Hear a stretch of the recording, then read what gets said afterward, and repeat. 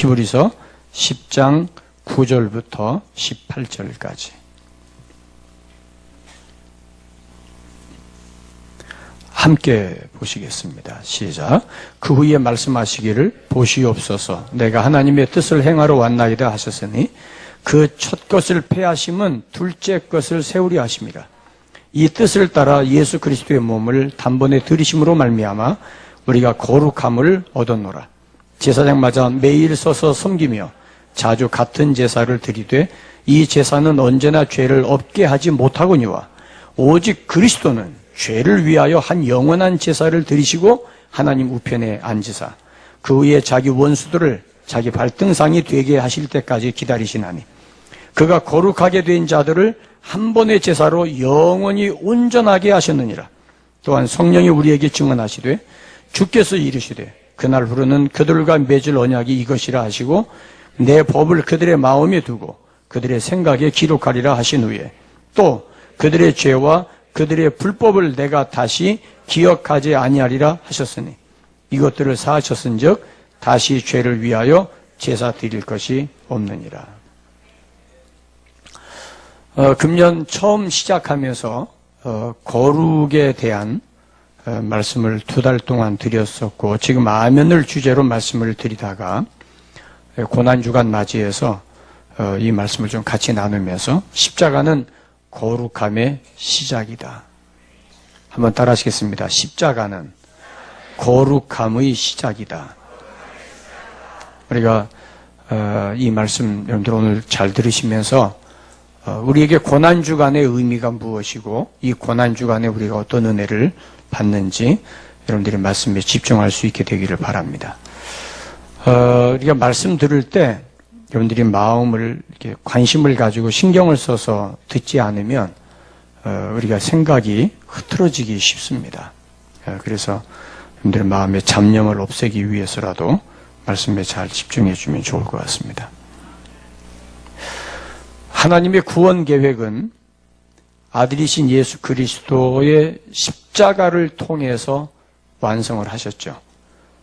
그래서 우리가 십자가에 대해서 단순하게 십자가를 바라보고 이해하는 것은 좀 버려야 됩니다. 십자가를 좀 더 십자가를 통해서 하나님이 어떤 계획을 하셨고 십자가 속에 숨어있는 하나님의 신비, 그 오묘한 신비를 오늘 같이 말씀을 나누면서 이 말씀 속에서 좀 같이 은혜 받기를 바랍니다.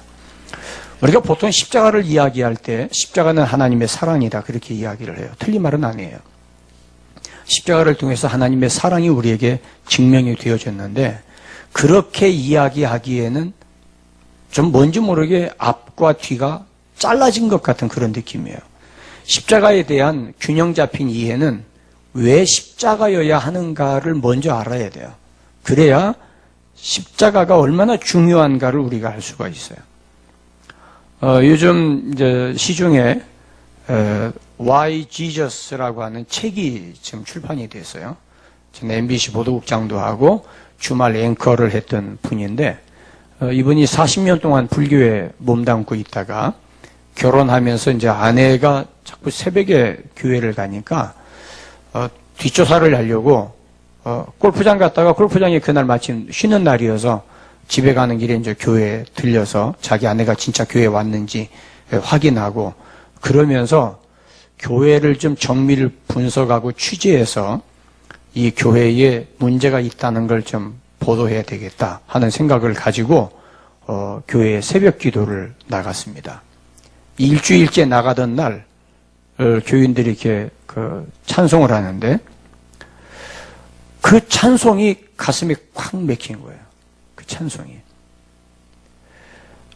너 예수께 조용히 나가 내 모든 짐 내려놓고 이 찬송 부르는데 자기 뭐 예수도 안 믿는 사람이니까 근데 그 찬송수를 들었는데 자기도 모르게 눈물이 쭉 나더래요. 그래서 이게 참 창피한 일이고 여기 내가 지금 이러려고 온 게 아닌데 그래서 눈물을 닦고 정신 차리고 그러면서 이제 좀 이게 새벽만 갖고는 안 되었구나. 그래서 이제 낮 예배에 참석해서 이제 조사를 하고 이제 그러려고 하는데 자기 아내가 아마 예수를 믿으려고 하는 건 줄 알고 어느 날 이제 좀 일찍 오라고 그래서 집에 갔더니 웬 젊은 남자가 집에 와 있더래요. 당황했죠. 목사님이었어요. 와가지고 인사하면서 5분만 시간 달라고. 그래서 이제 5분 동안 간단하게 뭔 얘기하는데 뭐 귀에 안 들어오는데 이 사람이 뭔 얘기하는가 일단 들어야 이 꼬투리를 잡겠다 싶어가지고 이야기를 하는데 자기 따라서 기도하라고 그러더래요. 근데 첫 마디가 하나님 나는 죄인입니다. 시작해가지고 그 다음에 뭐라고 하는데 일단 따라 했답니다. 이제 요거 끝나고 나면 이제 물어봐서 이제 취재하려고 했는데 그러면서 다 마지막 끝났는데 예수님 이름으로 기도합니다. 아멘 하는데 거기까지 따라 했대요. 근데 아멘이라고 하는 순간 자기 모든 게 무너지는 느낌이 들어요. 아, 내가 걸렸구나 하는 그런 생각. 그래서 물어보려고 이제 물어봐야 되니까 물어보려고 하는데 딱 5분만 시간 내달라고 했었으니까 이제 자기 가겠다고 일어나서 그냥 나가버리더래요. 얼마나 정신이 하나도 없는지, 아, 이건 내가 완전히 무장해제 당했구나. 내가 이거 걸려들었구나 하는 그런 생각. 그러면서도 뭔지 모르게 자기 마음에 평안함이 오더라는 거예요. 당한 것 같은데 평안함. 그래서, 아, 이게 내 조직적으로 좀 이게 해야 되겠다. 내가 이러고 당할 수만 없구나. 그래가지고 성경을 읽기 시작했대요. 성경 한번 읽었는데 무슨 말인가 모르겠더랍니다. 그래서 어린이 성경을 읽었대요. 한 번 읽었어요.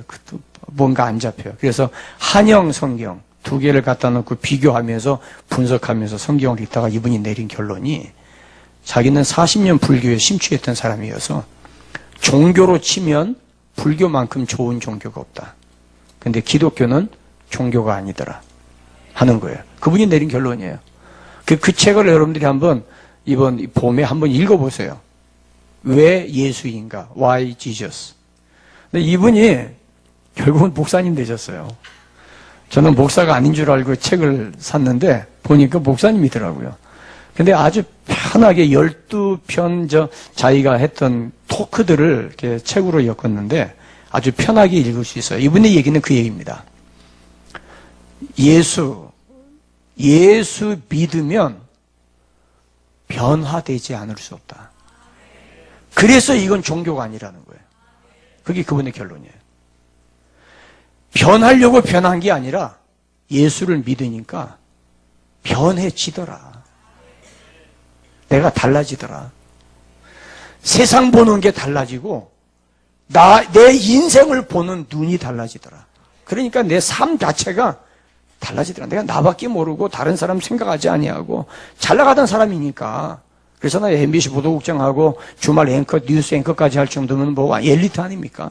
그러던 사람이 아내 때문에 교회를 나가고 예수를 믿고 보니까 내가 어떤 사람인가를 비로소 알게 되고 내가 그것을 알고 예수를 알고 십자가를 알고 나니까 내가 변하려고 몸부림치지 않아도 변해질 수밖에 없더라. 그래서 기독교가 종교라면 내가 불교를 떠날 이유가 없는데 기독교가 종교가 아니더라. 그게 그분의 책이에요. 예수님의 십자가를 이야기할 때 하나님의 사랑이다 이야기하는데 십자가가 하나님의 사랑이라는 말을 이해하려고 하면 그 반대쪽을 알아야 돼요. 왜 십자가여야 하는가? 그런데 이 앞에 여기 지금 십자가가 있습니다만은 이 십자가는 우리가 장식품으로 가지고 다니는 게 아니에요. 옛날 수도사들이 성경을 이해하고 예수님을 담기 위해서 굉장히 십자가를 묵상했어요. 그러다가 그걸로 안 돼서 십자가를 만들어 가지고 거기다 못을 박아요. 못을 박아서 나무를 뚫고 나오게 해서 뾰족하게 못이 나온 쪽이 이 살에 닿도록 그래서 등에다가 대고 끈으로 묶어서 그러니까 얼마나 아프겠어요. 누울 때도 막 불편하고 종일 불편한데 결국은 그게 살을 뚫고 들어가 가지고 파상풍까지 걸린 지경에까지도 간 수도사가 있어요. 그 정도로 십자가를 내가 좀 경험해보자. 이게 얼마나 고통스러운가. 근데 어제 우리 국민일보에 보니까 한면 전체에 예수님의 십자가에 대한 의학적 통찰을 나온 게 있더라고요. 거기 이제 이 수술 전문 그 의사들이 예수님의 십자가에서 이루어졌던 일들을 전부 추론해 가지고 이게 의학적으로 어떤 의미가 있고 예수님이 어떤 고통을 당했고 어떻게 해서 이렇게 됐는가를 전부 의학적으로 분석한 것이 신문 한 면 전체에 나왔어요. 그 제가 읽어보면서 예수님께서 당하신 그 고난, 다른 사람은 십자가에 매달리면 길게 가면 일주일까지 죽지 않고 매달리는데 예수님은 십자가 처형하고 4시간 만에 돌아가셨다는 이야기는 예수님의 마지막 한 주간 동안 겪었던 것을 종합을 했어요. 한 주간 동안 금식하셨고, 그리고 겟세마네 동산에서 마지막 기도하실 때 얼마나 그 기도가 힘들었던지 땀방울이 변하여 피가 될 정도로 예수님은 극도의 탈진되는 상태까지 갔다는 거예요.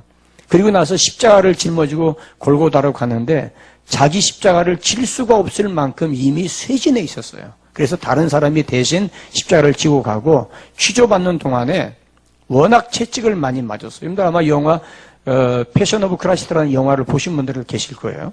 이 패션 오브 크라이스트라는 영화는 예수님이 얼마나 잔혹하고 잔인하게 로마로부터 이 고난을 당했는가를 그냥 그대로 묘사한 거거든요. 그거는 그냥 잔인하게 하려고 한 게 아니라 고증을 통해서 당시 로마의 문서와 성경에 나타나 있는 문서들을 종합해가지고 만든 영화입니다. 그 영화가. 얼마나 잔인하냐면 미국에서는 그 영화를 보다가 심장마비로 죽은 사람이 2명이나 돼요. 그 정도로 잔인한 영화예요. 그러니까 예수님이 이미 이 고난의 길을 걸을 때 채찍으로 맞았어. 채찍은 당시 로마인들의 채찍은 이 채찍에 6가닥의 가죽 끈이 있어요. 그 끈 끝에 쇠붙이, 날카로운 쇠붙이를 이렇게 꺾어진 쇠붙이를 그 끝에 답니다. 달면은 채찍으로 딱 때리면은 이 가죽이 몸을 휙 감죠. 감으면서 그 끄트머리가 몸에 박혀요. 그러면 이걸 잡아 당깁니다. 낚아채듯이. 그러면은 박혔던 것이 살을 파면서 살찜이 뜯어져 나오고 찢겨져요. 그 채찍을 수십 대 맞으면서 이미 몸은 갈기갈기 찢길 대로 다 찢겨지고 피가 너무 많이 흘려서 탈수증까지 온 거예요. 그 상태에서 십자가에 매달렸기 때문에 오래 갈 수가 없다는 거예요. 그러면서 이제 어떤 분은 이제 그런 얘기 했더라고요. 창끝이 옆구리를 찔러서 척추 부분까지 갔을 것이다. 그렇게 보기도 하고. 그러면서 이런 그 이야기를 들으면서 예수님의 십자가의 처형이 그렇게까지 잔인할 정도로 하나님의 아들이라면서 죄 없는 하나님의 아들이라면서 왜 그렇게 잔인할 정도로까지 십자가의 고난을 당해야 되는 이유가 뭐냐 하는 거예요. 그것은 죄인에 대한 하나님의 심판이에요. 그래서 십자가 안에 하나님의 뜻이 숨겨져 있어요. 따라하시겠습니다. 십자가는 하나님의 뜻이다. 이 십자가에 하나님의 뜻이 잠겨져 있는데, 그러니까 그런 가혹한 십자가의 처형, 죄인에 대한 하나님의 심판, 그거는 피해갈 수가 없어요. 하나님이 사람을 창조하셨기 때문에 심판권이 있는 거예요. 하나님이 사람을 창조하지 않았다면 하나님이 누군데 우리를 심판해요? 무슨 권리로? 그렇잖아요. 여러분, 하나님이 무슨 권리로 나를 심판합니까? 하나님하고 나하고 무슨 상관이 있길래? 그런데 성경은 우리에게 분명히 말씀하기를 하나님이 사람을 하나님의 형상을 담고 창조하셨다고 그랬어요. 하나님의 형상, 하나님의 손품을 갖도록 창조하셨는데, 인간이 하나님이 처음에 만드신 에덴 동산에서 인간이 하나님 앞에 죄를 지었어요. 그게 뭐냐면 불순종의 죄예요. 선악과 따먹지 말라는 거 따먹었잖아요. 또 어떤 사람들이 그렇게 얘기합니다. 선악과 안 만들었으면 안 따먹을 텐데 왜 만들어서 따먹게 해가지고 그거 따먹었다고 심판하냐? 이게 하나님이 불공평하다. 하나님 뭐가 좀 비정상적이다. 이런 이야기를 해요. 그러나 여러분들, 하나님께서 에덴 동산에 선악과 나무 하나만 만들었다면 그 말에 일리가 있어요. 그런데 이미 이 에덴 동산 안에는 우리나라는 열매가 맺어도 한철이잖아요. 근데 여기에는 하나님께서 달달이 열매를 맺을 수 있는 과일나무를 너무 많이 주셨어요. 그 가운데서 하나 이 선악과를 따먹지 말라는 거예요. 그거는 뭐냐면 하나님과 하나님의 형상대로 지음받은 인간과 하나님이 주시는 축복과의 사이에서 최소한의 예의입니다. 하나님께 대한 최소한의 예의예요. 따먹을 거 얼마든지 많은데 그거 다 따먹어도 이 선악과 따먹을 여유가 없어요. 근데 그 선악과를 따먹지 말라는 거, 그걸 따먹으려고 한 것이 그게 누구예요? 그게 사탄이, 악마가 우리를 타락하게 하기 위한 유혹 아닙니까? 그러면 하나님과의 관계를 생각한다면 그거 안 할 수 있어요. 여러분 보세요. 결혼해서 사는 부부가 당신 나만 사랑해야 돼? 그거는 당연한 거죠. 그러려고 결혼한 거 아니에요? 여기 안 그런 사람들이 있어요? 결혼은 그냥 의식이고 나 내 멋대로 살려고 그래. 혹시 이런 분들 계세요? 그래서 아멘 못하는 거예요? 맞습니까? 아니에요? 그러면 다시 묻겠습니다. 결혼하는 것은 한 여자, 한 남자만을 사랑하겠다고 하는 각오로 결혼한 거 맞아요? 정상이네. 난 비정상인 사람들이 와서 있는 줄 알았네. 깜짝 놀랐잖아요. 그렇죠? 여러분, 내가 결혼해서 이 한 여자 내가 너무 사랑해서 이 여자 내가 내 아내로 내가 맞이해 드려서 평생 이 한 여자만 내가 행복하게 해주고 당신만 행복할 수 있다면 내가 뭐든지 다 할 수 있어. 그런 각오로 결혼한 거지. 그 여자가 가지고 있는 거 탐나서 이거 가지고 내가 좀 울컥 먹고 내 인생 좀 편하게 살려고 그런 남자 글쎄 있을까? 저는 없다고 봐요. 만약에 그런 남자가 있다면 비정상이죠. 없을 거예요. 그죠? 한번 옆 사람 보세요. 혹시 대기 그런 분인가? 아니라고 그러죠? 그런데 그렇게 결혼해놓고 나서 나가서 만나는 모든 여자 다 간섭하려고 그러고 모든 여자 다 사랑한다고 그러고 그리고 오늘은 이 여자 내일은 저 여자 그런다면 여러분 그 남자 사회에서 추앙받는 모범적인 남자라고 인정할 사람 누가 있어요? 그렇잖아요. 먹을 수 있는 열매가 다 있어요. 다 있는데 선악과 먹지 말라고 그거 안 하면 돼요. 그거 그렇게 힘든 거 아니에요. 먹을 수 있는 열매가 얼마든지 많이 있는데 왜 그거 하나 거기다 눈독 올 일입니까? 그러니까 하나님께서 말씀하신 것은 너와 나와의 관계 가운데 네가 나를 존중하고 네가 내 사랑을 알고 있다고 하는 최소한의 증거 그게 뭐냐? 네 내 말 들으라. 선악과 그거 안 따먹으면 돼. 그러면 끝나는 거예요. 근데 굳이 악마가 사탄이 와서 그걸 따먹게 하는 이게 나쁜 놈이지.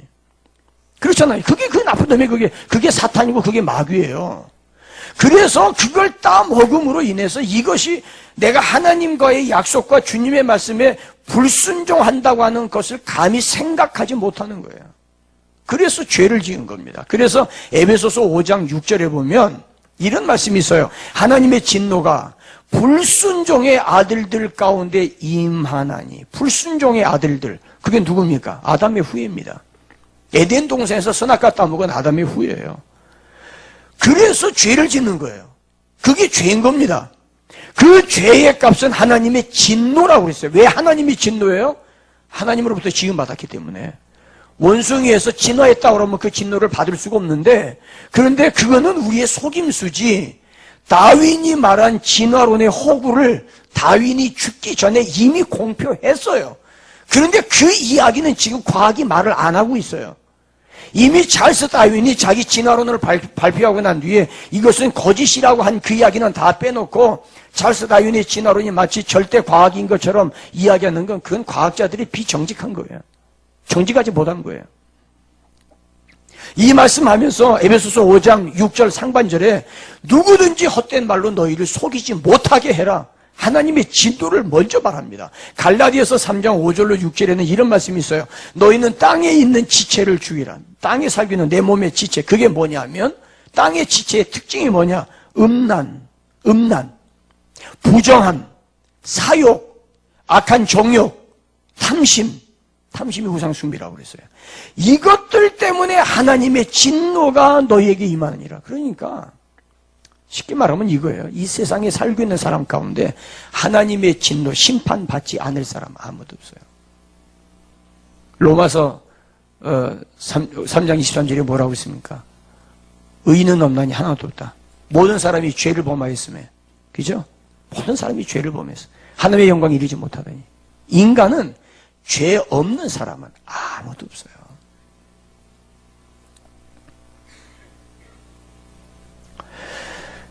뿐만 아니라 고린도전서 6장 9절로 10절이나 에베소서 5장 3절로 6절, 고린도전서 6장 9절로 10절, 그리고 에베소서 5장 3절로 6절에 보면 이런 죄가 있는 사람 하나님의 나라 들어갈 수 없다. 천국 못 간다. 천국 못 간다. 그런데 문제는 뭐냐면 이 문제는 해결하지 아니한 채 교회만 갔다 오면, 교회만 다니면 죽어서 천국 간다고 생각하는 게 이게 잘못된 거예요. 내가 교회만 다니면 죽어서 천국 간다. 나 교회만 다니면 지옥 안 간다. 이거는요, 기독교의 진리를 왜곡하는 거예요. 그건 잘못된 거예요. 오늘 여기 말씀에 뭐라고 그랬어요? 예수 그리스도의 십자가는 우리를 거룩하게 한다고 그랬어요. 거룩하게 한다는 말이 무슨 말이냐? 처음 하나님이 사람을 지으셨던, 창조하셨던 죄 짓기 이전 그 모습이에요. 이거 온풍기 다 꺼주세요. 네, 따뜻하니까 자꾸 환상을 보려고 그래요.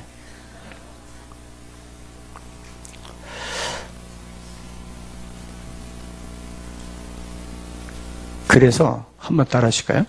죄의 근본을 해결해야 된다. 다시 한번, 죄의 근본을 해결해야 된다. 내가 죄 짓고 내가 지은 죄를 내가 스스로 해결한다면 그건 죽는 거예요. 죽음밖에 없어요. 죄의 결과는 죽음이라고 그랬거든요. 그러면 우리는 끝난 거예요. 우리는 소망이 없어요. 여러분, 인간이 내가 얼마나 악한 놈인가 이거를 알면 십자가 붙들지 않을 수 없어요. 내가 얼마나 더럽고 추하고 악한 사람인가 이걸 몰라요. 이걸 모르기 때문에 뻔뻔한 거예요. 이거를 모르기 때문에 나는 괜찮은 사람이라고 생각하고 살아요. 내가 얼마나 생각이 더럽고 생각이 추하고 내가 얼마나 악한 사람인가를 이거를 안다면 우리는 예수를 안 믿을 수가 없어요. 왜냐하면 죄를 해결할 수 있는 건 예수 그리스도 십자가 위에는 없으니까요. 어느 누가 자기 죄 문제도 해결하지 못하는데 어느 누가 내가 당신 죄 때문에 내가 죽어서 당신 죄를 내가 대신 해결하겠습니다 이러고 말한 사람이 누가 있어요? 기독교가 너무 독선적이다. 기독교는 다른 종교를 인정할 줄 모른다. 그런 이야기 많이 해요. 그럴 수밖에 없는 이유는 다른 종교에서도 소위 말하는 중생의 죄를 대신 해결하기 위해서 어떤 일을 했다는 종교가 있다면 인정하죠. 그런데 우리의 죄 때문에 죄의 문제를 대신 해결하기 위해서 내가 죽었다라고 말하는 분이 예수 그리스도 외에는 없어요. 제가 늘 그런 이야기 하죠. 예쁜 여자 많아요. 잘생긴 여자 많고 소위 요즘 사람들이 말하는 S라인에 있는 여자들 많아요. 그런데 내가 사랑하고 평생토록 아끼고 사랑해야 될 아내 된 여자는 하나밖에 없어요. 그거를 다른 여자도 인정하라고 요구하는 것은 잘못된 거죠. 그렇잖아요. 나와 함께 평생을 함께 살 여자, 함께 살 남자 하나밖에 없어요. 아무리 잘생기고 아무리 공부 많이 하고 아무리 똑똑하고 아무리 가진 게 많아도 다른 여자, 다른 남자를 내 남편, 내 아내라고 말할 수 없는 거예요. 그걸 독선이라고 말한다면 그걸 요구하는 게 부당한 거죠. 왜 우리가 예수 그리스도 외에는 나의 구주가 없다는 말을 왜 합니까? 내 죄를 위해 십자가에 죽어주신 분은 그분밖에 없어요. 그분이 왜 나를 위해 십자가에 죽어 죽었어요? 이유는 뭔데요? 성경은 말합니다. 사랑 때문이라는 거예요. 내가 너를 사랑했기 때문이라는 거예요. 나는 당신을 알지도 못했는데 그러니까 사랑이라는 거예요. 나는 하나님을 누군지도 몰랐고 예수가 누군지도 몰랐는데, 근데 당신이 나를 사랑해서 내 모든 죄를 다 이미 해결해 주셨다. 내가 너를 사랑해서 이 사랑을 너 믿어. 그 말씀이거든요. 그게 우리에게 주시는 성경의 메시지예요. 죄는 본질적으로 불순종이에요. 거부하는 거예요. 야고보서 3장 15절에 개역 성경에서는 여기에 특징을 세 가지로 이야기했는데, 세상적이고 정욕적이고 마귀적이라고 그랬어요. 세상적이고 정욕적이고 마귀적이다. 오늘 읽은 우리가 히브리서 10장 2절에 보면, 그래서 우리에게 먼저 중요한 건 죄를 깨닫는 거예요. 죄를 깨닫는 거. 로마서 3장 10절로 18절에 의인은 없나니 하나도 없고 깨닫는 자도 없고 하나님을 찾는 자도 없고 다 한쪽으로 치우쳐서 함께 무익하게 된 존재, 그게 죄인이에요. 목구멍은 열린 무덤이요 그 혀로는 속임을 일삼고 입술에는 독사의 독이 있고 그 입에는 저주와 악독이 가득하고 하나님을 두려워하지 않는다고 말씀하고 있어요. 여러분 보세요. 내가 예수 믿는다고 하면서 예수 믿고 교회는 다녀요. 교회는 다니는데 내 안에 악독이 가득하고 악독이 가득해서 미움이 있고 독한 욕을 하고 남을 저주하고 갈등하고, 성경은 그걸 죄라고 했는데, 이런 사람들은 하나님의 나라에 들어갈 수 없다고 했는데, 여전히 나는 예수를 믿는다고 말하고 있으니까 내가 예수를 믿는다는 그 믿음이 과연 정상적인가 점검해 보지 않을 수 없는 거죠.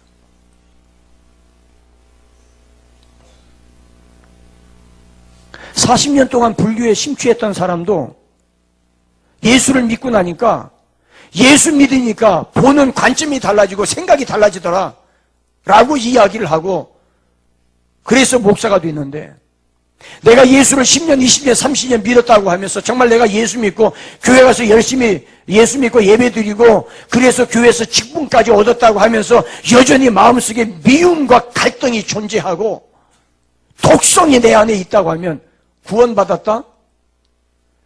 무엇으로 그 구원받음을 증명할 수 있어요? 구원받았다고 하는 말은 내게 있는 이 죄와 악독이 내게서부터 십자가의 피로 말미암아 내게서부터 벗어났다는 이야기예요. 내가 죄 용서 받았다는 이야기예요. 이 말은 내가 씻음받고 깨끗함을 입었다는 이야기예요. 씻음받고 깨끗함을 입었다는 말은 이제부터 나의 삶은 이 깨끗함을 보존하고 존속하기 위해서, 유지하기 위해서 우리의 삶의 태도가 바뀌어야 되는 거예요. 그건 달라져야 되는 거예요. 내가 하고 싶은 대로 할 테니까 그냥 구원받았다고 생각하고 나 좀 그냥 죽으면 천국이나 데리고 가줘, 그러고 요구하는 마치 그런 식의 신앙생활이라면 여러분, 그 신앙생활은 근본부터 잘못된 거예요. 성경은 그렇게 말하지 않아요. 어느 한쪽만 이야기를 하고 그쪽만 강조하니까 마치 자판기에다가 100원짜리 동전 넣고 누르면은 커피가 나오고 뭐 녹차가 나오듯이, 마치 구원이라고 하는 게 내가 예수를 믿는다, 예수님이 나를 죽어진 걸 내가 믿는다, 내 마음으로 믿어 의에 이르고 입으로 시인하여 구원을 이룬다, 내가 믿는다, 그러고 나니까 그 믿음 하나 가지고 내가 그 티켓을 주머니에 넣어놓고 있으면은 길을 가다가 교통사고로 죽든 뭐 불의의 사고로 죽든 죽으면 바로 천국으로 직행한다, 이런 생각을 갖고 있고 그것을 믿음이라고 착각하고 있는 오늘 한국교회를 향해서 각성의 소리가 지금 나오고 있어요. 그거 아니라는 거죠. 그러니까 자기 삶에 대해서 무책임한 거 아니겠어요? 로마서 5장 8절에 그리스도께서 우리를 위하여 저주를 받은 바 되사 율법의 저주에서 우리를 속량하셨다고 말씀했고, 요한복음 3장 17절에서는 하나님이 그 아들을 세상에 보내심은 세상을 심판하게 하려 하심이 아니요 그로 말미암아 세상에 구원을 받게 하려 함이라. 죄악 가운데 심판을 받는 것, 그것 때문이 아니라 예수를 믿음으로 말미암아 죄가 용서받아서 심판을 받지 않게 하는 것이 하나님의 목적이라고 그랬어요. 그러므로 다시는 우리가 죄악 가운데 머무르지 말아야죠. 어떤 사람이 뭐 어떤 경로로 뭐 빚을 졌던, 예를 들어서 10억의 빚을 졌는데 도저히 갚을 길이 없어요. 빚쟁이는 빚독촉하고 이자 갚으라고 그러는데 도저히 할 길이 없어서 견디다 못해서 자살하는 사람들 생기잖아요. 생활고로 인해 자살하는 사람들이 종종 신문에 나와요. 아마 지금 우리나라도 이제 자살에 대한 신문 보도는 좀 이제 줄어들 것 같아요. 신문에 자살의 보도가 나오면서 자살하는 숫자가 늘어난다고 하는 게 통계가 나왔어요. 그래서 자살에 대한 보도는 아마 줄일 거라고 이제 기자들이 이제 많이 줄이라고 봅니다. 그런데 도저히 내가 감당할 수 없는 빚을, 자, 예를 들어서 부모가 됐든 누가 됐든 나를 너무 사랑하고 나를 너무 아껴서 그래 내가 당신 빚 갚아줄게. 그래서 10억을 갚아주었어. 예를 들어서. 빚쟁이를 보면 가슴이 콩당거리고 전화만 와도 번호만 떠도 전화를 받을 수 없어서 벌벌벌 떨고 눈앞이 캄캄하고 그것 때문에 심장마비 걸릴 것 같고 스트레스 쌓여서 살 수 없을 것 같은데 그 빚을 해결해 주었다. 자, 그러면 여러분들 어떻게 하시겠어요? 아, 너무 고맙다. 너무 감사하다. 그래, 빚 갚아줬으니까 이제는 이제 안 내도 되겠구나.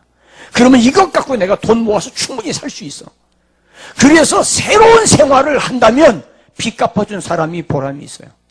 그런데 빚 갚아주고 나니까 아, 너무 고맙다. 고마운 건 잠깐이에요. 또 빚지기 시작해요. 여기 다니면서 또 돈 빌리기 시작하고 빚지기 시작하고 내가 열심히 일할 생각 안 하고 그런다면 그 사람 다음에 또 빚 갚아주겠어요? 우리가 죄를 용서받는 게 마치 그렇게 생활하고 있는 거예요. 내가 지은 죄 내가 해결할 길 없어서 예수님께서 대신 십자가에 죽어주시면서 내 모든 죄값을 다 해결해 주었어. 이제 하나님의 진노를 받지 않게 되었고 죽어서 지옥 가지 않고 천국 갈 수 있는 길을 열어주셨는데도 불구하고 그것을 빌미로 삼아서 하나님의 은혜고 하나님의 사랑을 이야기하면서 내가 지난날에 지었던 모든 죄도 다 용서해 주었는데 그 하나님의 사랑이 이제는 내가 죄를 지어도 또 용서해 줄 거야. 그래서 아무 감각 없이 생각 없이 여전히 죄 짓고 여전히 탐욕하고 여전히 음란하고 여전히 도둑질하고 여전히 거짓말하고 여전히 남을 미워하고 증오하고 그런다면 그러면서 주님 내가 구원받았습니다. 주님 나의 십자가에 죽으셨습니다. 그렇게 이야기한다면 성경을 잘못 알고 있는 거예요. 오늘 히브리서 10장을 분명하게 이해하셔야 돼요. 이 말씀 앞에 두렵고 떨림으로 우리 하나님 앞에 우리가 서야 됩니다. 예수님의 십자가는 변화의 능력이에요.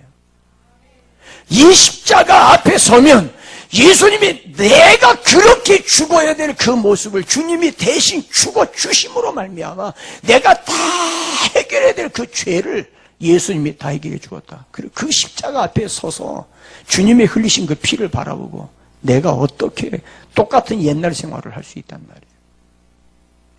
이성적으로 생각하니까 그런 일이 벌어지는 거죠. 그래서 십자가는 체험이에요. 구원은요, 이성적인 판단이 아니에요. 구원은 하나님의 사랑을 경험하셔야 돼요. 하나님의 은혜를 체험하셔야 돼요. 체험하면 그 체험은 변함이 없어요. 기독교 진리에 대해서 어떤 사람은 체험이 중요하지 않다. 이성적으로 이 말씀을 받아들여야 된다. 그 말도 틀린 말은 아니에요. 그런데 대부분의 문제는 말씀을 체험하면 이성적으로 이해하는 것 그 이상의 역사가 나타나요. 하나님의 말씀을 체험하셔야 돼요. 여러분 지금까지 예수 믿으면서 하나님의 사랑을 체험해 본 적이 없다면 기도하세요. 하나님의 사랑을 내가 체험할 수 있도록. 이 사랑 체험하고 나면 여러분 살아가는 삶이 바뀌어요. 달라지게 되어져 있어요. 변하게 되어져 있어요. 그걸 체험하지 못하고 머리로만 이해하고 머리로만 생각하니까 교회 와서 예배 드릴 때는 의인 같은데 예수 믿는 사람 같은데 교회만 벗어나서 나가면 온갖 못된 짓 다 하고 그러면서 하나님이 나를 사랑하시고 나를 구원하시고 나를 용서해 이런 가당치도 않은 생각을 가지고 살아가고 있는 거 아니겠어요? 십자가 예수 그리스도의 피는 우리의 거룩함을 위함이라고 말씀했어요. 거룩함을 위함. 그 거룩함에 대해서 완전함을 이루어야 돼요. 그래서 죄사함은 거룩성의 회복이 목표예요. 십자가는 우리 안에 있는 거룩성의 회복이 목표예요. 다시 말하면 거룩은 하나님의 성품의 본질입니다. 거룩은 하나님의 형상이에요.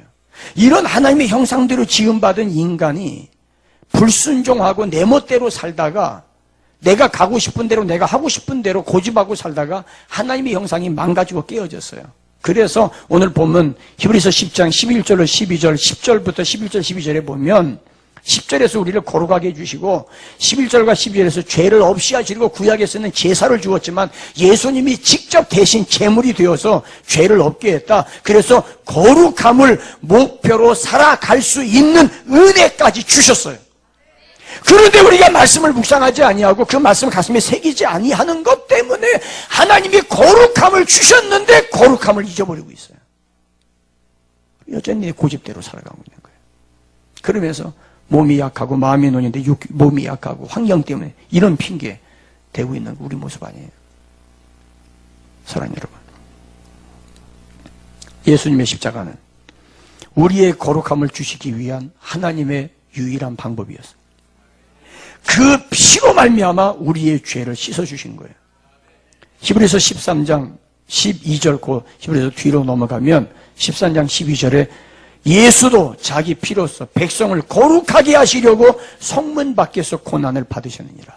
우리를 거룩하게 하시려고. 계속해서 성경은 우리에게 거룩을 말씀하세요. 거룩이에요.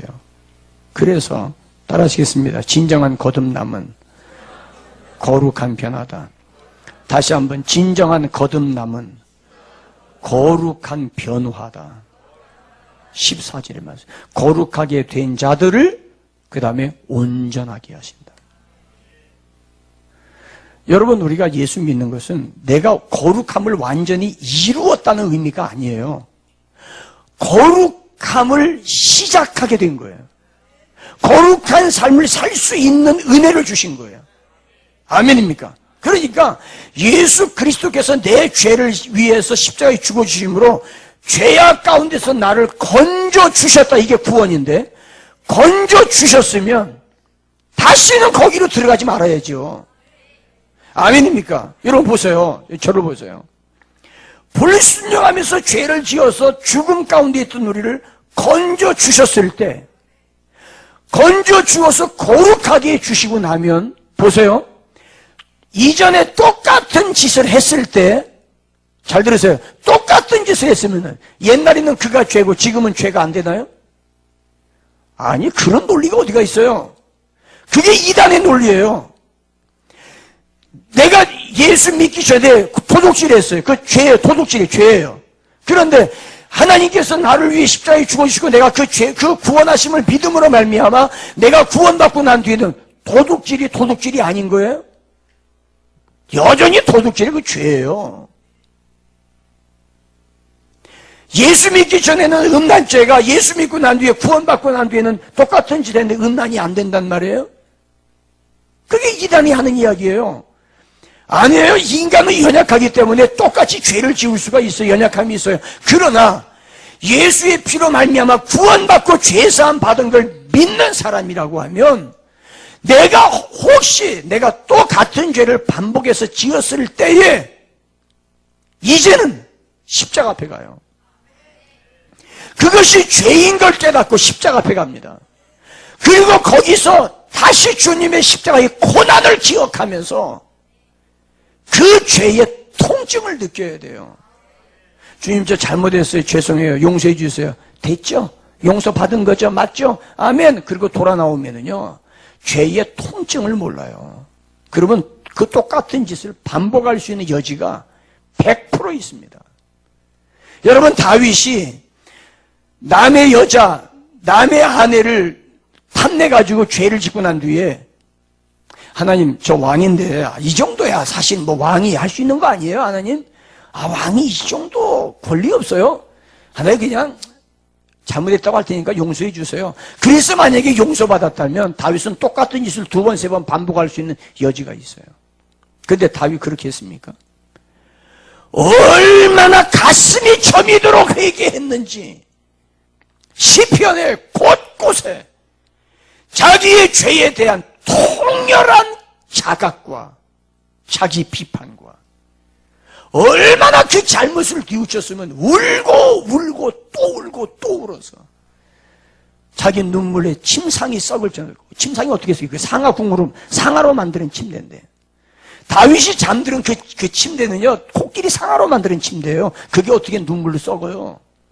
그런데 자기의 눈물이 침대가 뜰 만큼 자기 눈물을 흘렸다고 이야기했어요. 얼마나 괴로워했는지. 그러니까 똑같은 죄 용서받고 난 뒤에 두 번 다시 지을 수 없는 거예요. 그게 십자가에 직면하는 거예요. 왜 사도 바울이 내 정과 욕심을 십자가에 못 박았느니라 그 말하는 이유가 뭡니까? 내가 이 죄가 얼마나 독하고 무서운 것인가, 십자가에 못 박히는 것처럼 나를 못 박았다 이 말이에요. 내가 죽고 나니까 죄의 유혹이 오지만 죄를 지을 수가 없는 거예요. 그게 고난주간을 맞이하는 우리의 결단과 각오가 되어야 돼요.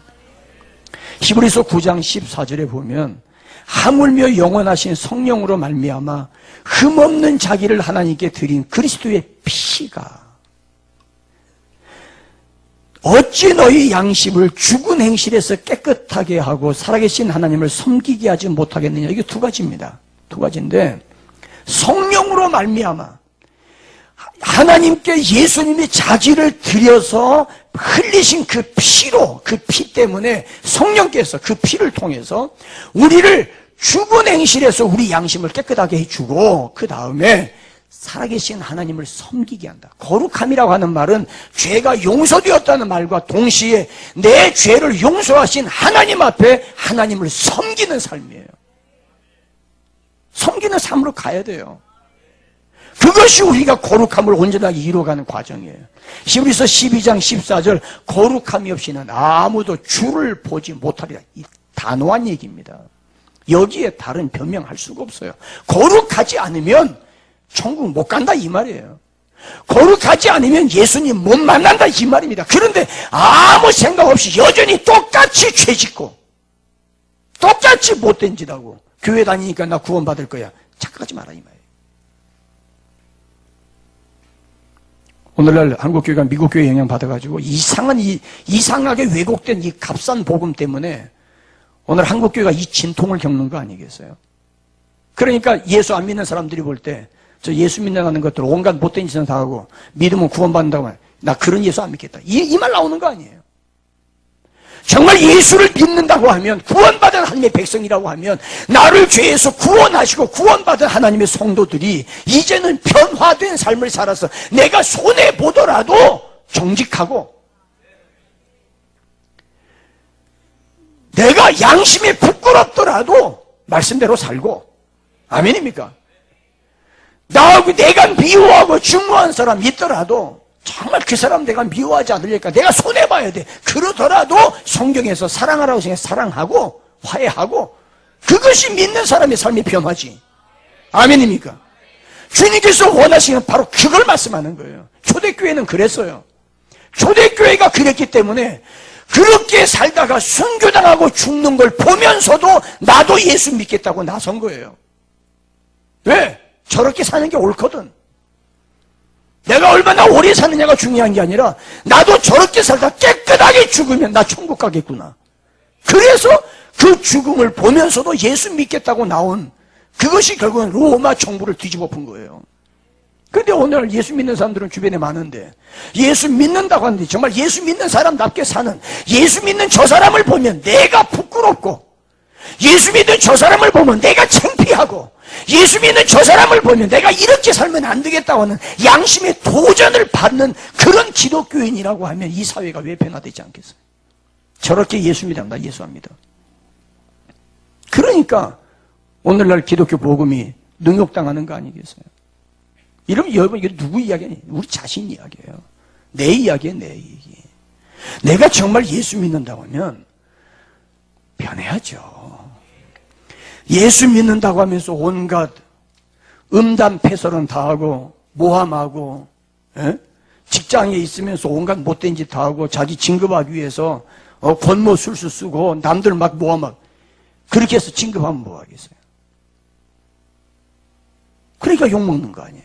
그러니까 직장에서 예수 믿는다는 말 입 밖에도 안 내고 누가 직장에서 전도하려고 그러면 조용하라고 그러고 여기 직장이라 여기 교회 아니라고 이런 말이 나오고 이 진짜 실화입니다, 실화. 정말 어떤 평신도가 예수 믿고 정말 은혜 받아가지고 그랬는데 직장 전도해주는데 하나님께서 나를 직장에 파견한 선교사야. 그래가지고 직장에 가가지고 아침에 다 커피 빼가지고 다 커피 드리면서 점심시간에 전도지 주고 예수 믿으라고 그랬더니 과장님이 이렇게 데리고 나가더래요. 예수 믿은 지 얼마 됐어? 저 2년밖에 안 됐습니다. 나 교회 장로야. 세상에. 그분이 장로인 줄은 몰랐어요. 나는 몰라서 전도 안 하는 줄 알아? 이분이 쇼크 받은 거예요. 근데 그 장로님이요, 사무실에서 소문난 사람이에요. 악하기로. 못된 사람이죠. 십자가는 변화예요.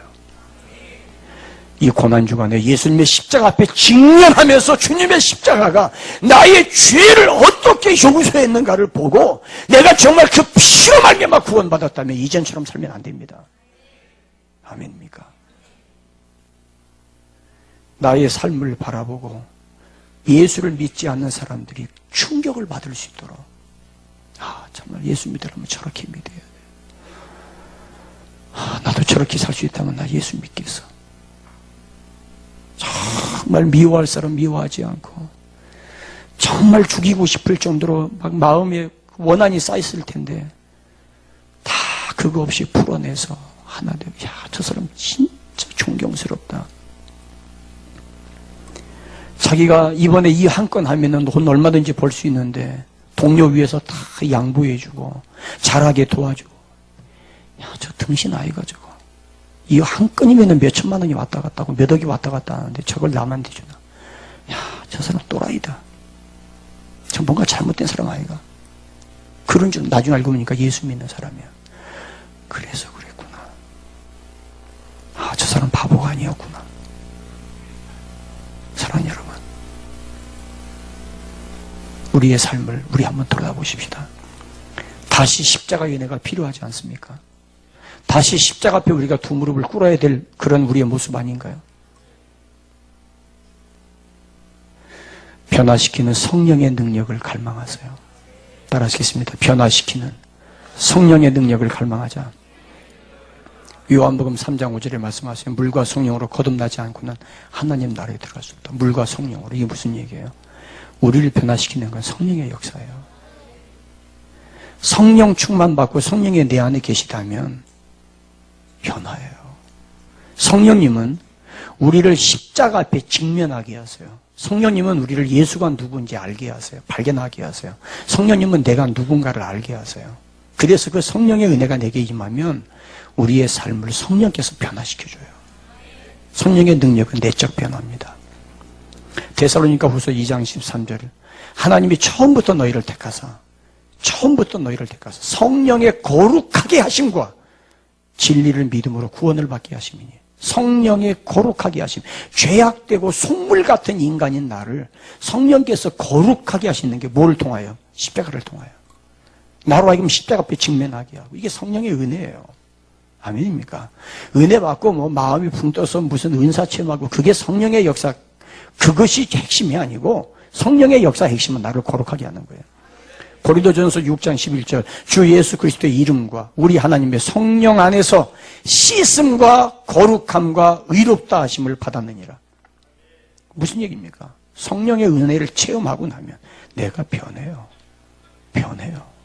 내가 말씀대로 살다가 가난하게 됐다면 그걸 감사하게 받을 줄 알고, 내가 정말 성령대로 살다가 내가 주변으로부터 고난을 당하고 핍박을 받았다, 그걸 기쁘게 여기고, 그걸 오히려 다행으로 여기고, 그게 은혜인 줄 아는 거 아니겠어요? 성령님은 우리를 거룩하게 살도록 인도하세요. 내 생에 적극적으로 개입하세요. 성령의 강력한 역사로 말미암아 거룩함으로 향하는 변화를 체험할 수 있어야 돼요. 아멘입니까? 여전히 부정적이고 여전히 원망하고 여전히 남 트집 잡고 여전히 갈등 일으키고 트러블 메이커가 되고, 내가 있는 직장과 내가 있는 곳에서 곳곳에서 사람들하고 자꾸 뭡니까 이간해가지고 서로 막 그냥 싸우기, 이거 예수 믿는 사람이 할 짓은 아니에요. 예수 믿는 사람은 평화를 만들어줘야죠. 남의 허물을 보고라도 그걸 까발려서 드러내는 게 아니라고요. 아멘입니까? 찾아가서 개인적으로 그와 함께 이야기하면서 그 문제를 해결하도록 해줘야죠. 히브리서 10장 16절. 히브리서 10장 16절 오늘 본문이에요. 주께서 이르시되 그날 후로는 그들과 맺은 언약이 이것이라. 내 법을 그들 마음에 두고 그들 생각에 기록하리라. 이 말씀은 예레미야 31장 33절을 인용한 말씀이에요. 성령께서 구원받고 거룩하게 되어진 우리를 마음속에 하나님의 법을 두고 우리의 생각 속에 그 말씀을 기록해서 구원받은 하나님의 백성이라면 내가 어떤 일을 결정하고 어떤 일을 할 때 성령의 인도하심을 따라서 결정하는 것이지 내 생각에 의해서 내 감정에 의해서 그러는 게 아니다 그 말이에요. 성령의 거룩하게 하시고 그래서 우리 자신을 십자가에 못 박아야 돼요. 예수 그리스도께서 나를 위해 십자가에 죽으셨다면 이제는 그 십자가 앞에서 나를 내 정과 내 욕심을 십자가에 못 박아서 내가 죽어야 땅에 있는 육체의 지체를 죽여야 내가 거룩한 삶을 살 수 있어요. 이거 살아서 여전히 눈 시퍼렇게 불을 켜고 달려들면서 너를 죽여야 내가 산다는 생각 가지고 이 세상을 살아간다면 구원받은 사람이 아니에요. 변화돼야 돼요.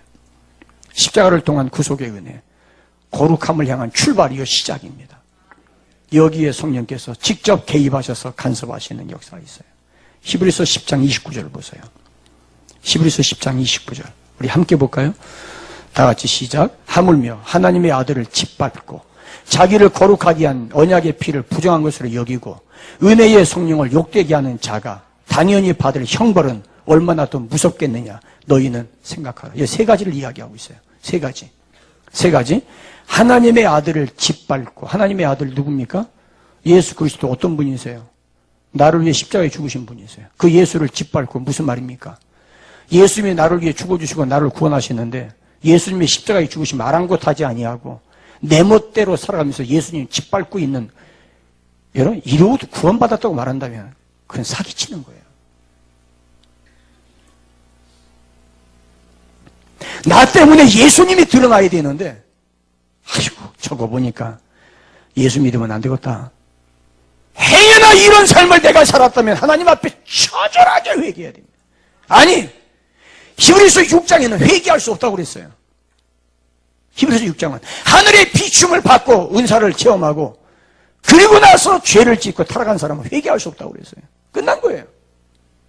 그러나 혹시 모르니까 하나님 앞에 긍휼하심을 구해보기는 구해보는데 장담할 수 없어요.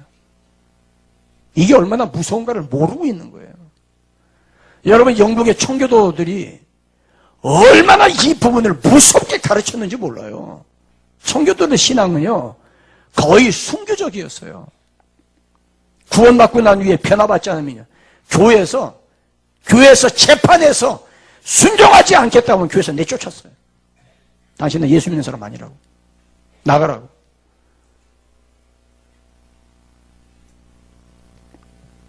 무서웠어요. 근데 오늘날은 교인들 떨어질까봐 그렇게 강조하면 딴 교회로 갈까봐 그냥 어영부영해서 괜찮아. 예수 그리스도를 짓밟는 뿐 아니라 자기를 거룩하게 한 언약의 피를 부정한 것으로 여기고 거룩하게 해서 나를 깨끗하게 했는데 하나님께서 내 죄를 씻어서 정결하게 주었는데 여전히 또 죄를 짓고 해서 십자가의 피를 부정하게 만들어버렸다 이 말이에요. 에? 그러면서 무슨 이론적으로 하나님이 우리를 구원하시면 영원한 구원이요 이런 해괴망측한 소리를 나를 거룩하게 하려고 예수 그리스도의 피를 흘렸는데 내 삶 속에서 똑같은 죄를 반복함으로 예수님의 피를 부정하게 개나 돼지나 짐승의 피처럼 부정하게 만드는 이 죄를 어떻게 해결할 거예요? 뿐만 아닙니다. 은혜의 성령을 욕되게 하는 자, 은혜의 성령, 은혜를 그 성령께서 내 안에 말씀을 기록하시고 말씀대로 살도록 하시고 내가 죄를 지려고 할 때 성령께서 나를 그저 심장을 뛰게 하고 두근거리게 하고 그건 잘못이라고 가르치고 지적해주고 죄를 지면 안 된다고 그러고 죄를 지면 회개하라고 하는 성령의 은혜를 욕되게 해서 여전히 죄를 짓고 이 사람들이 당연히 받을 형벌, 구원받을 것이라고 착각하지 마세요. 당연히 받을 형벌이 있다고 성경은 엄중 경고하고 있어요. 예수님 말씀하셨죠. 내가 올 때 세상에서 믿음을 보겠느냐. 사랑하는 여러분, 이 말씀 앞에 우리는 십자가 앞에서 두려움을 가지셔야 돼요. 공포를 느끼셔야 돼요. 죽음에 대한 위협을 느끼셔야 돼요. 지옥의 전노와 진노와 심판에 대한 무서운 살기를 느끼셔야 돼요. 이 말씀을 듣고도 아무렇지도 않게 난 구원받았어. 그러면서 내 생활에 변화도 없이. 사랑하는 여러분, 교회는 대충 성도들의 마음을 어루만지고 그들이 원하는 메시지 들려주는 데가 아닙니다. 오늘 이 말씀 여러분들의 마음이 불편했다면 감사하세요. 고난주일입니다. 이 한 주간 동안 예수님이 십자가에 못 박혀 죽으신 한 주간입니다. 이 주간 함부로 살지 마세요. 하나님 앞에 정말 나를 위해 십자가에 죽으신 예수 그리스도를 바라보면서 기도하세요. 가슴을 치며 기도하세요. 주여, 내가 죽어야 되는데 죽지 않고 있습니다. 성령님 내게 은혜 주셔서 내가 죽고 예수님 살게 하여 주옵소서. 기도하세요. 산기도 왜 못 갑니까? 새벽기도 왜 못 나옵니까? 내가 신앙생활 제대로 하면서 그런다면 봐주겠어요. 여러분들을 볼 때 주변 사람들이 예수님 보는 듯이 느낍니까? 여러분들의 삶을 보고 다른 사람들이 양심의 부끄러움을 느낄 정도 됩니까? 그렇지도 않으면서 왜 기도 안 하는 거예요? 기도하셔야죠. 새벽기도 나와서 기도하세요. 저녁에 나와서 기도하세요. 산기도 가세요. 고난주간만이라도 산기도 하세요. 이건 제가 여러분들에게 부당한 걸 요구합니까? 불편합니까? 불편하다면 할 수 없어요. 여러분들 편하게 해드릴 수 있지만 그렇게 되는 것은 내가 하나님 앞에 받을 형벌이 너무 커서 그렇게 말 못합니다. 죄송한데 액면 그대로 말씀드립니다. 당연히 받을 형벌을 어찌 피하겠느냐. 예수 믿고 구원받은 사람이라면 구원받은 사람답게 살아야 합니다. 이렇게 살지 않는 사람들이 나를 보고 양심의 가책을 받을 정도로 사셔야 돼요. 온갖 거짓말, 온갖 겉모술수 다 펼치면서 나 예수 믿는 사람이라고 그 말도 창피해서 하지 못할 정도가 된다면 예수 믿으세요. 십자가 앞에 무릎 꿇으세요. 구원받으세요. 그래야 여러분들의 가정이 평안합니다. 여전히 내 욕심, 내 고집, 여전히 내 소신, 여전히 내 생각, 거기에 의지해서 내가 교회 다닌 지 몇 년 됐으니까 난 구원받겠지. 아니요. 꿈 깨세요. 예수 믿으세요. 나를 위해 십자가에서 나를 거룩하게 하시려고 십자가 지신 그 예수 믿으세요. 목사님하고 가까우니까 친하니까 목사님은 나한테 잘해주니까 나는 괜찮을 거야. 제가 여러분들 구원하는 거 아닙니다. 미국의 이 청교도 신학자요. 지금 현재 지금 목회를 아주 잘하고 계신 목사님이 현대 교회가 거룩함을 잃어버린 3가지 이유를 밝혔어요. 그 가운데 하나가 뭔지 아세요? 내가 다른 사람에게 선을 베풀고 다른 사람에게 좋은 일 하면 나는 거룩하지 않아도 된다고 하는 착각이에요. 이 고난주간의 교회마다 금식하고 북한 동포, 어려운 사람 동포 돕기 위해서 헌금하자고 해요. 그거 헌금하면 나는 거룩하지 않아도 된다고 생각한다면 차라리 그거 하지 마세요. 하지 말고 십자가 앞에 무릎 꿇으세요.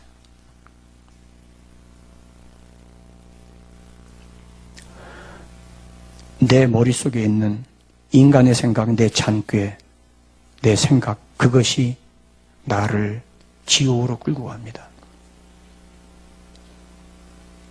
목사 됐으니까 구원받겠지. 장로 됐으니까 천국 가겠지.